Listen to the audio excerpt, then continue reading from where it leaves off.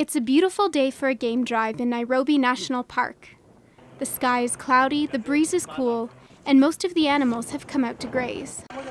But I'm not here to look for wildlife. Today, I'm here to look for garbage.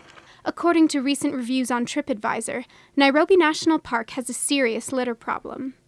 Between November and December 2014, at least 4 visitors went online to complain about garbage scattered in the reserve. Most of them gave the park a rating of 1 or 2 out of 5, and one disappointed tourist even wrote that he had never seen the park so dirty. Earlier this year, the review sparked a discussion on Twitter which ended with a demand to Kenya Wildlife Service. "Do something about the problem," said one user, pointing to the increasingly shabby state of Nairobi National Park. So how bad is the litter problem really? In January, NTV decided to find out. It has definitely increased. It has increased significantly because Nairobi is growing very fast. We have areas which initially there were no houses there, but now the houses, especially flats, have come up. And once people live in a flat, if a litter flies off third or fourth floor of a flat, chances of it landing in the park is very high. So litter definitely has increased. Littering is forbidden in Nairobi National Park, and according to the warden, most of the visitors obey the rules. The majority of litter is blown in by the wind, somewhere along the 30-kilometer border shared by the park and Nairobi's urban developments. We have several ways of managing that challenge. One is, of course, by ensuring that we have a team that does litter management, that is waste management in the park. Apart from that which has been blown into the park by wind, we also have that which is dropped by visitors who come on a regular basis. So we have a team that handles the cleaning. We have an initiative called the Nairobi Green Line. The initiative was meant to plant 250,000 trees along the park boundary on a 30-kilometer stretch, 50-meter wide boundary. And the idea was that once we have this green boundary, we plant indigenous trees. They will get to a certain height where first they will act as a carbon sink, and secondly, they will be able to trap the litter that is blown in by the wind. But despite the best efforts of Kenya Wildlife Service, litter continues to plaster the park. It not only creates an eyesore for tourists, but poses a threat to the animals who live there. Since we've been here, we've seen garbage bags, grocery bags, milk cartons, Coke cans, water bottles, car parts.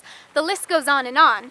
According to Kenya Wildlife Services, at least 9 pickup trucks full of garbage were collected in the park between December 24th and January 1st. To learn more about the dangers of litter in the park, I speak with environmental activist Ali Tanvir. He's the chairman of Friends of Nairobi National Park, a local nonprofit dedicated to the protection of the reservation.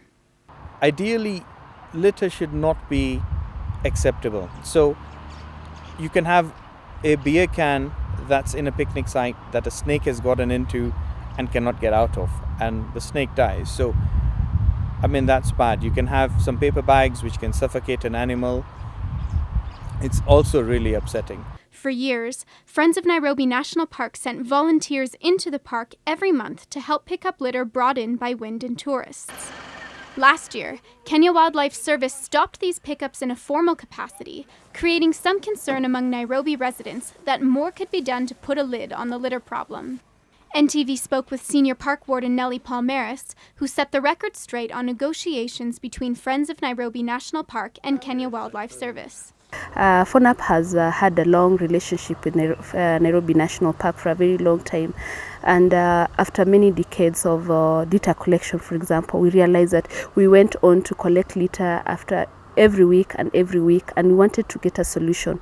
So the park management together with FONAP actually sat in a board meeting of FONAP to try and look at the bigger picture and see how best to manage waste management instead of just doing litter collection every day. That then meant that we had to focus on a bigger framework, from information to visitors, information to schools and all the users of the park, to the actual collection and how to dispose the litter. Because again, if that is not managed, it becomes a vicious circle where you have to go in and in again. So we actually, we haven't stopped, but we just went back to the drawing board to find out what is the most efficient way to manage the litter in the park.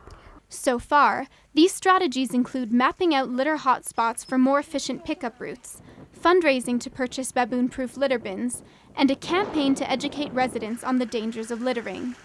In the meantime, Kenya Wildlife Service has brought Friends of Nairobi National Park back into the park to clean up garbage on the weekends. January 31st marked the first pickup in roughly a year, and volunteers say they're happy to be back. We most definitely are. I know there's a lot of complaints around the cleanups being stopped, but it was with good reason. There was lots of security issues going on with poaching threats, and so we're now working with KWS at structuring it properly so that when we do come in and pick up the rubbish, we have a proper waste management system. So it's not just a matter of picking it up and then going and dumping it elsewhere in another bin. Kenya Wildlife Service is working closely with the current Friends of Nairobi National Park Board to bring sustainable litter solutions to the park within the next year. So far, they've got a good head start, and Warden Palmaris is optimistic about the future.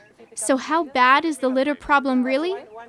According to Kenya Wildlife Services and Friends of Nairobi National Park, the litter problem isn't dire just yet, but could become worse as more and more apartments spring up along the horizon line.